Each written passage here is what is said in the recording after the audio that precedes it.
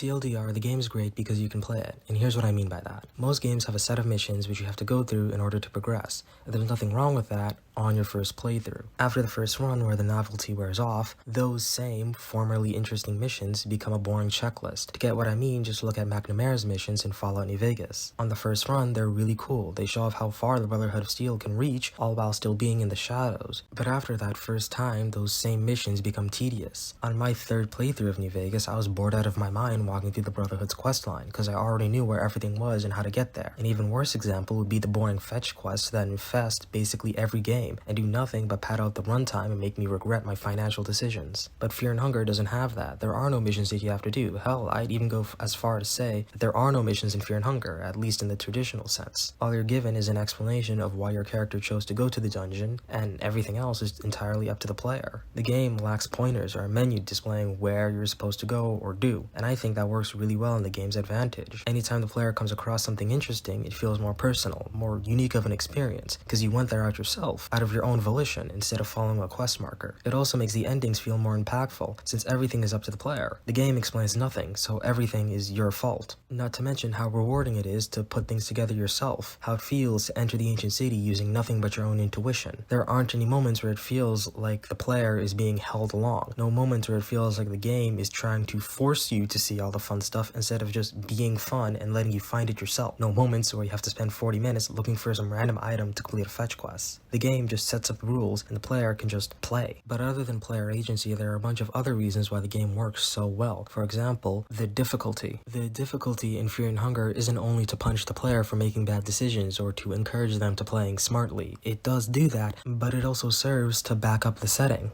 For example, a new player who is unfamiliar with the game and what they're going to encounter will probably guess what's going to happen based off of the story that they're told, the background music they hear, the wind up to the entrance of the dungeon. All of these elements build up the feeling that this is one big scary thing that you have to go into, something that is done not because the character is adventurous and desires to go through, but because they are forced to go through for some reason or another. The dungeon gets hyped up as this mission that you aren't sure you're gonna make it back from. And when the player eventually gets into the dungeon, it meets all your expectations. The dungeon is brutally difficult, it's finishing, it's dangerous. Everything you've been told and inferred about the dungeon up to that point has been proven and then some. But the ways the gameplay support the setting go beyond just the difficulty. It also goes into more fundamental things like how there are no level ups in Fear and Hunger. The stats you start with are the stats that you're gonna survive with for the rest of the game. Killing enemies gives you nothing. It just sort of supports the vibe that you are not some special hero who's going to liberate the dungeon. You're just one of the thousands of others who went in there and never left. A lot of other games tend to struggle on this point, an example being Fallout 4. Fallout 4 takes place in a nuclear apocalypse where monsters roam the wasteland. There are synths replacing people. You would expect in a setting, a world this brutal, that the difficulty would match with that. It would be similar to the other games where it feels like you have to climb a mountain to get anything done, but it isn't. The game is almost comedically easy. To put it in fancy big words, the game has a lot of ludonarrative dissonance. The gameplay and the story don't match up, but Fear and Hunger doesn't really have that problem. While yes, there can be considered some ludonarrative dissonance as the characters might act in ways that don't really make sense to their personalities, but at the same time, the dungeon is a very brutal area, so it can be assumed that in this very irrational setting, the characters would act irrationally. Another example of the Fear and Hunger gameplay helping the Fear and Hunger setting is torches. The way they work very much bolster the unsettling setting. Torches are an expendable resource that you need to constantly be using. Every time you run out of torches, there's a short panic because you know there's only a limited amount of time before you completely run out. It's effectively a timer that keeps the player on their toes, all the while emphasizing the idea that the dungeon is an unforgiving place. It also makes the dungeon feel more unsettling since the torch doesn't light up the entire screen. Most of the time, it doesn't even light up half the screen. You're almost always constantly enveloped in darkness, with only a small bubble of light around you. To add on to that, the game connects light to safety pretty well. In the backyard and the ancient city, everything is very well lit up, and they are very safe. In contrast, the void and the dungeon are very dark, and they're a lot more dangerous. A final thing I want to touch on is music. Music can oftentimes make or break the atmosphere for a game. The wrong music at the wrong time can absolutely ruin a moment, and Fear and Hunger does an incredible job with its soundtrack. I know it's been said before, but I want to reiterate it here. The use of the main menu track in the ancient city is incredibly clever, since the main menu track at that point in the game has already been ingrained as something you hear when you fail. To have it suddenly play echoing in the background at that point in the game is haunting. It acts as both a reminder of how far the player has come from their initial start, and also a reminder that the player isn't invincible and that death lies at every corner. The theme of your failure is playing right there, and any second now you're gonna hear it up close. Anyways, that's it. That's the entire video. I don't really know what else to say other than that I'm gonna do a McChicken review at 1K subs.